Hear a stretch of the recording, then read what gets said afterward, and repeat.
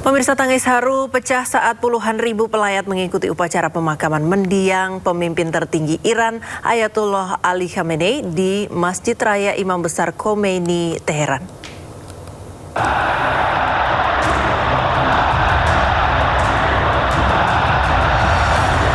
Puluhan ribu pelayat memadati musola Imam Besar Khomeini di Teheran pada Sabtu untuk mengikuti upacara perpisahan mendiang pemimpin tertinggi Iran Ayatollah Ali Khamenei bersama anak, menantu, dan cucunya yang masih bayi.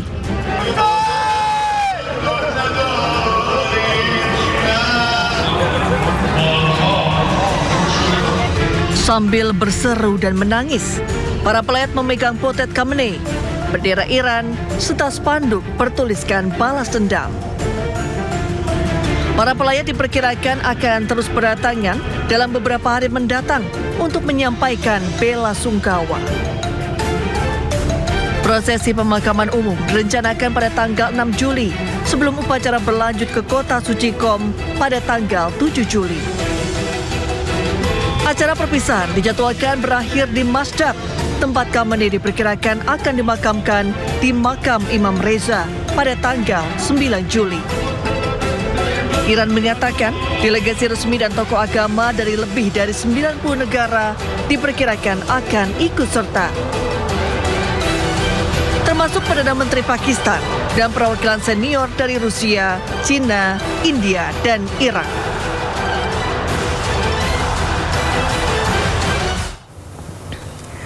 Pemirsa, jelang rangkaian pemakaman pemimpin besar Iran Ayatollah Ali Khamenei pada Minggu pagi kemarin, jenazah dibawa ke Masjid Raya di Teheran, Iran untuk disolatkan. Solat jenazah dihadiri 3 putra Khamenei, politisi, dan lautan massa.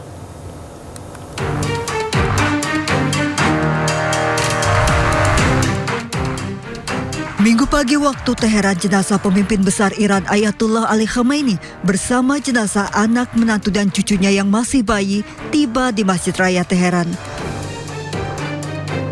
Peti jenazah disambut warga Iran yang berebut untuk menyentuh. Peti jenazah kemudian dibawa masuk ke dalam Masjid Raya untuk disalatkan. Massa meneriakkan Labaik Sayyid Mojtaba atau selamat datang sang pemimpin Mojtaba.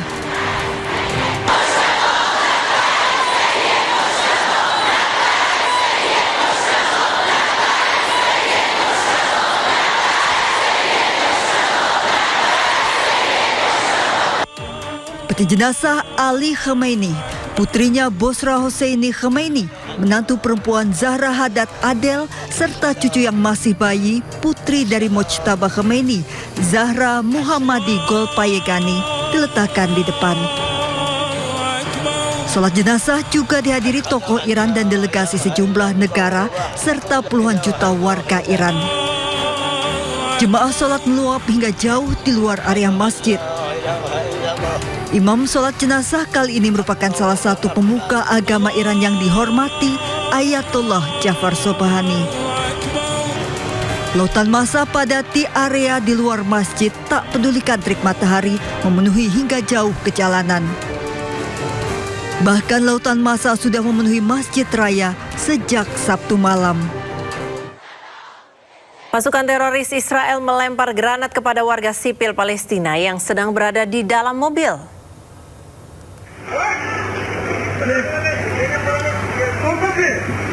Sambil menodongkan senjata, pasukan penjajah Israel mendekati mobil warga Palestina yang sedang berhenti. Tentara IDF ini kemudian melemparkan granat ke dalam mobil warga Palestina yang berada di kamp pengungsi Kalandia, Yerusalem. Tidak cukup melempar granat, pasukan bengis ini kemudian menutup pintu mobil warga Palestina agar granat tersebut meledak di dalam mobil. Belum diketahui bagaimana kondisi terkini korban pelemparan granat oleh tentara Zionis ini.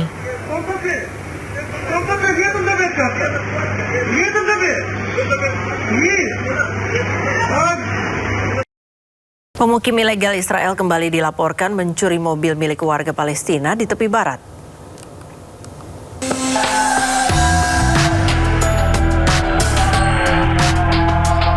Kelompok pemukim ilegal Israel menyusup ke rumah warga Palestina di selatan Nablus tepi barat Minggu dini hari. Tidak berhenti di situ, para pelaku kemudian mencuri sebuah mobil yang terparkir di depan rumah. Pencurian ini menambah daftar panjang perampasan harta benda di wilayah tepi barat Palestina yang dijajah Israel. Pemirsa, ratusan aktivis pro-Palestina berunjuk rasa di Milan untuk memperingati 1000 hari genosida di Gaza. Demonstran menuntut kemerdekaan Palestina dan gencatan senjata di Gaza.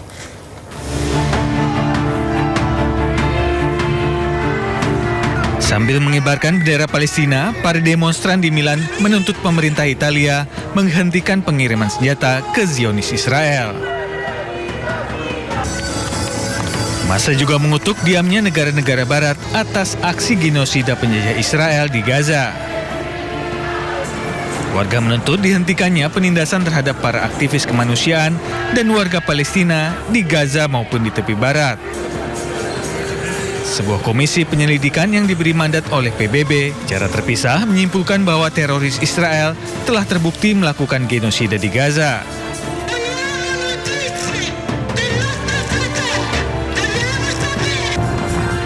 Genosida penjajah Israel di Gaza sejak Oktober 2023 telah menewaskan lebih dari 73.000 warga Palestina.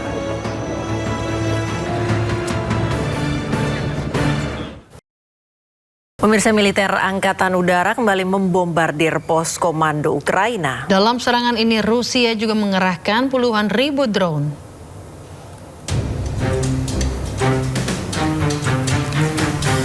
Pesawat Su-34 milik Angkatan Udara Rusia menyerang pos komando UAV Angkatan Bersenjata Ukraina di Donetsk dan sebuah benteng wilayah di Sumi. Dalam laporannya, Ukraina mengklaim bahwa Rusia telah melakukan 93 serangan udara dengan 273 bom, serta mengerahkan 10.106 drone. Rusia melancarkan serangan militer ke Ukraina pada akhir Februari 2022 setelah mengakui kemerdekaan Republik Rakyat Donetsk dan Lugansk. Ukraina mengecam tindakan Rusia sebagai bentuk invasi.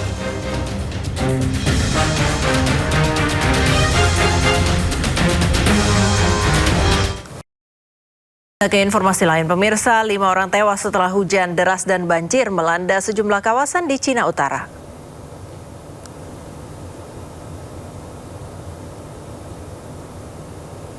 Hujan deras menyebabkan 5 orang warga Fushun, Cina tewas. Badai juga menyebabkan sejumlah pohon tumbang dan mobil terendam air. Otoritas meteorologi Liaoning mengatakan bahwa sebagian wilayah ini menghadapi hujan lebat, badai petir, hujan es, dan angin kencang. Fushun, Shenyang, dan Benxi termasuk di antara daerah yang mengalami darurat banjir level 4.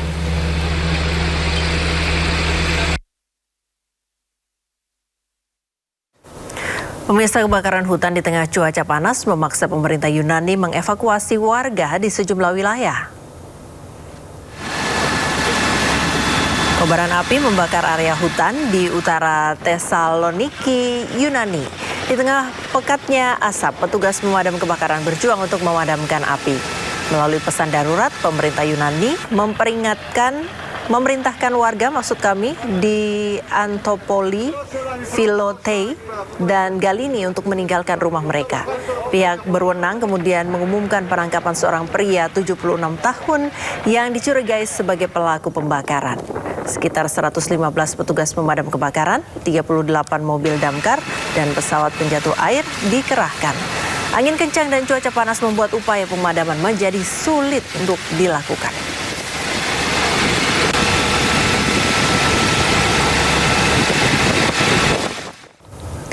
Tim dari militer Spanyol dan petugas damkar Portugal berupaya memadamkan kebakaran hutan besar di Portugal. Api melahap lebih dari 12.000 hektar hutan saat gelombang panas yang hebat melanda Portugal. Suhu tinggi, vegetasi kering, dan angin kencang terus memperparah kobaran api.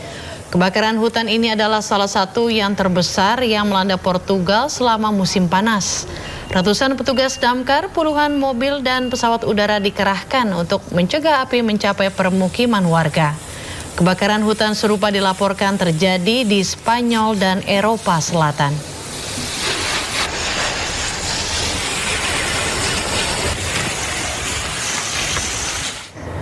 Pemirsa, petugas pemadam kebakaran di negara bagian La Guaira, Venezuela kembali menemukan 3 jenazah dari sebuah gedung.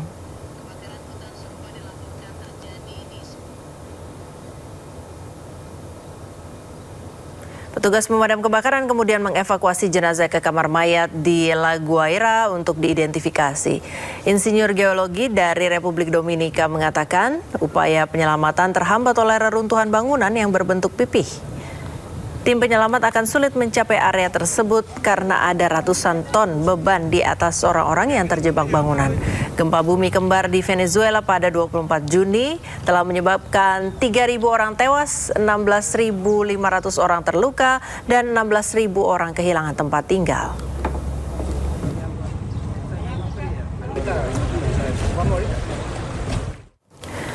Pemirsa, pertunjukan kembang api spektakuler memeriahkan perayaan Hari Kemerdekaan Amerika Serikat ke-250 di Washington DC dan New York.